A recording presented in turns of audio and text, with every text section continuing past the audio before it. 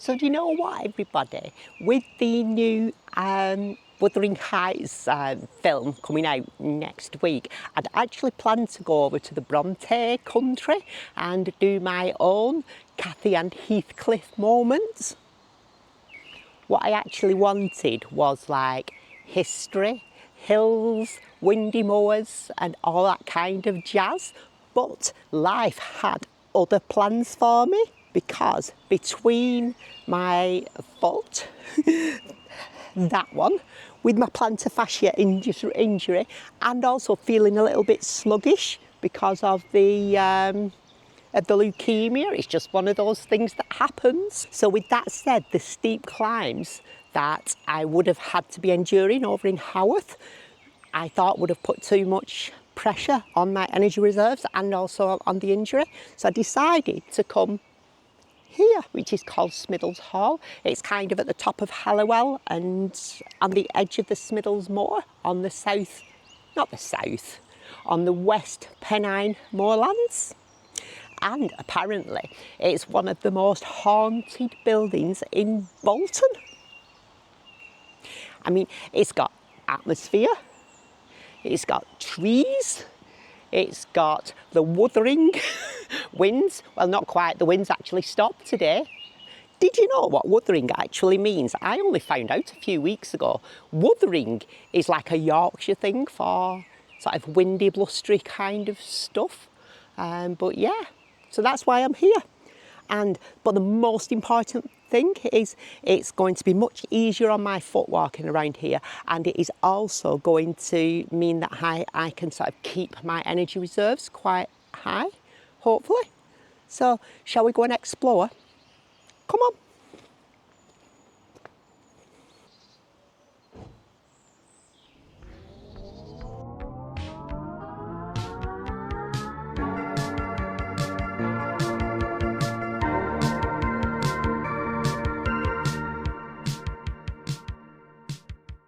Look at this structure.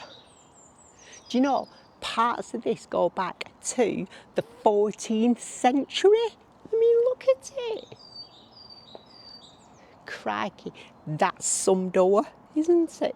And look at all of this timber work. I'll tell you what, the joiners and the masons and the bricklayers and things that built this were superstars, weren't they? But long before the Tudors came along, this was like, this land and everything was owned by people before. It was some group called the Knights Hospitallers or something like that. I don't really know what that is. I shall have to look it up afterwards. The building itself is a patchwork of history. It's medieval, Tudor and Victorian all stitched together. There's also like a super spooky connection about this. There was some chappie, I think he was called George Marsh. I shall find out when I go inside, because I'm going to have a mooch around on the inside afterwards. And apparently he haunts it, and his footprint is in the stone. Now I believe that it was because he stamped it. He must have had a right strop, mustn't he? Glad I came here because it's a lot flatter than up in Brontë country, doing the Wuthering Heights and all that kind of stuff.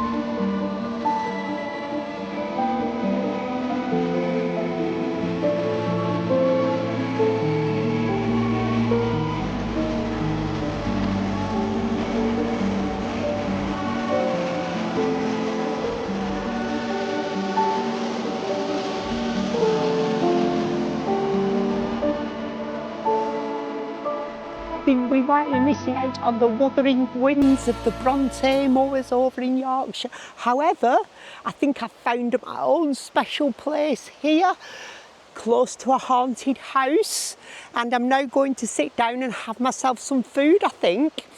And in doing so, I'm going to tell you a little bit more about this place where I'm at. So it's called Smithills Estate and it's owned by the Woodland Trust, and they manage all of this for us. It's very nice. It's about 1,700 acres and it's the largest one, pardon me, it's the largest one that they have in the country. So we're very lucky to have it like on our doorstep, all of this. It's nice, isn't it? Yeah, so I'm going to stop and have something to eat now and sort of replenish my body. I kind of spent my body budget, like trying to sort of do lots of stuff over the last few weeks and kind of been failing, so I thought I would pull everything back here and spend my budget in these Smithills Woods, which is near to my home. Last night I prepared some gorgeous salmon, which I've now put onto a sourdough bread, butty as we call it round here, but you guys might call it a sandwich. I've loaded it up with spinach for some iron and made myself a gorgeous honey and mustard dressing on it. So let's tuck in, shall we? Here it is. Let's see if it's as nice as it looked when I was making it and popping it all together this morning. Look at that. I mean, it's lovely and chunky. Do you want some?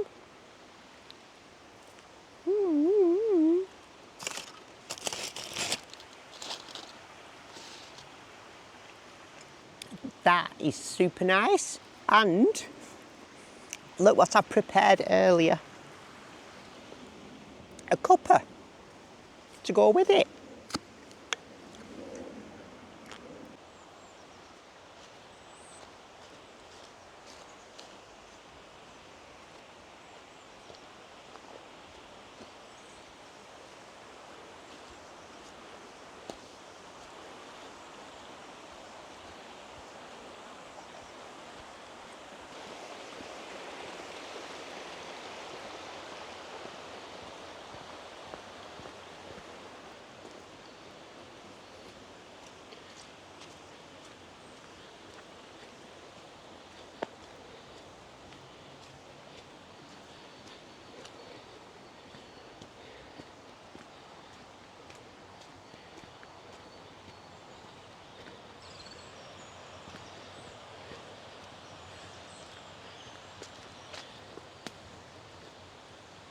I think I'm going to head off back up to the hall and have a look at the hall now.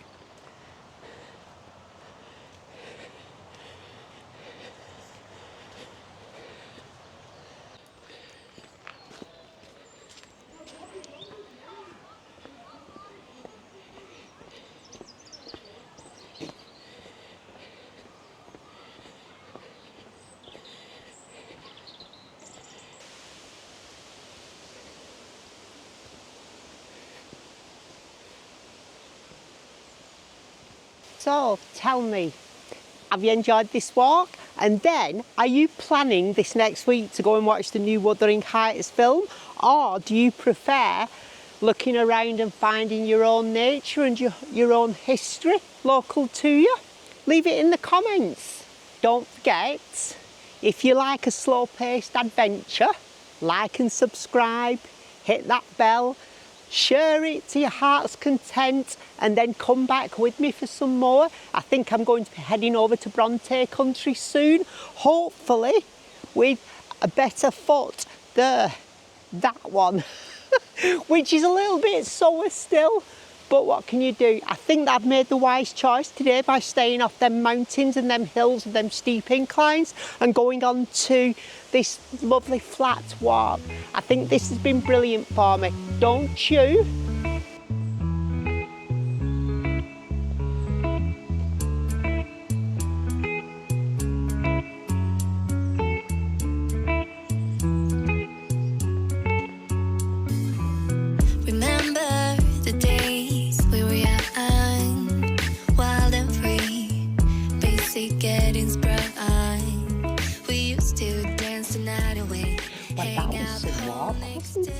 I've been out all morning and now I found this fabulous little coffee shop that's actually in the Smithills Hall. Remember what I was saying about you've got to look after yourself? My foot is really talking to me at the moment and it is saying, stop Jessica and take a little rest. So this is now the best part of the walk because what we now get to do is have a brew in this really ancient old tea room.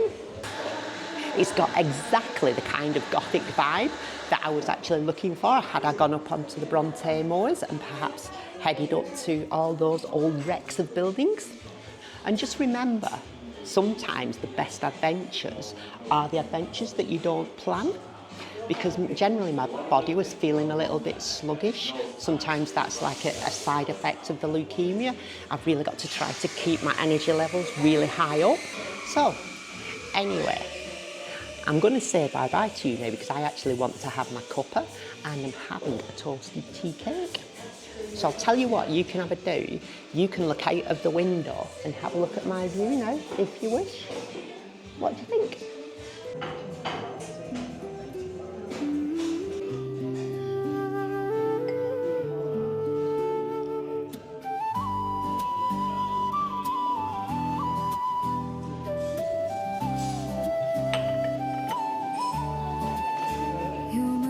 I sometimes think that I actually love cups of teas more than life itself. No, I know that's a little bit of an overstatement. But oh my gosh, especially when I've got a tea cake with it, look, so nice. That's it, and it was very lovely, thank you. Hello. So, I'm in this place now and I can see a little hole in that wall over there, and I'm going to tell you something about that because do you know what? These flipping stingy people that were here, they'd let the poor people just stay outside and they'd push things through this little hole, but they didn't want to touch them, the miserable gets. Come and have a look. Look. There. I'd be on the other side if it was me. I'd be trying to get the food off them because that's where I'd be. I wouldn't be on this side unless I was a servant. But anyway, I'm going to go somewhere else through here, and I'll tell you what. Why don't you come with me? Come on, come on, come. Apparently, this is a footprint where George Marsh, the man that was executed, had a bit of a strop and banged his foot into the floor, which, to be honest, I mean, if I was going to be executed, I'd probably have a bit of a strop as well.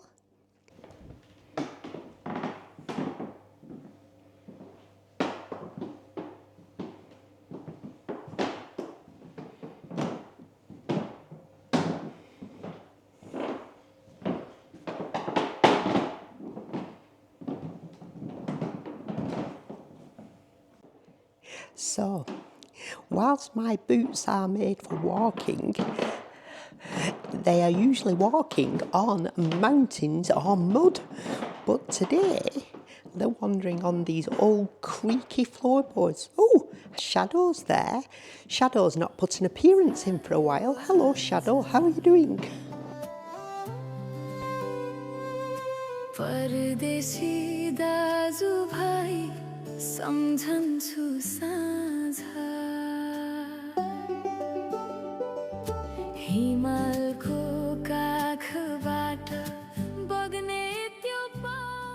So, have you enjoyed this video? I hope you have. Now,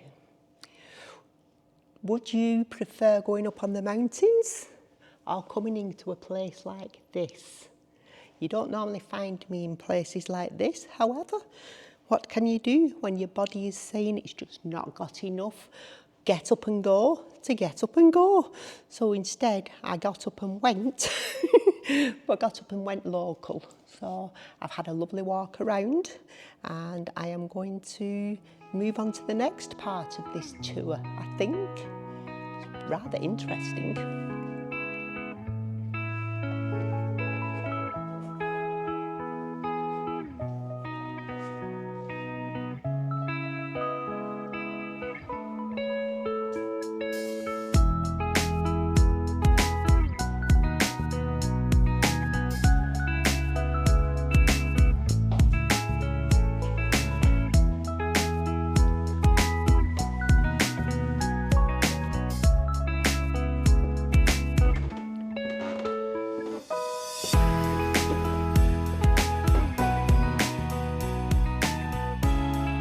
Look at the state of it here. I mean, look. I mean, it is quite nice. But the man that's the custodian, I think he probably is, or something like that, he told us that they're short because they sit up when they sleep. So, fancy that. Not sure I could do that, but hey. Shall we keep on walking around? Come on.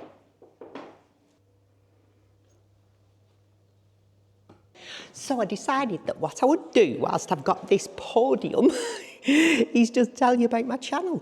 So it's Jessica Dares to Dream, usually wild camping thrown in with a bit of local history and adapting my adventures. I mean, I'm kind of a wild camper at heart. And there's nothing I love more than heading out to the hills, getting a camp, setting up a camp, and waking up on the windy moors.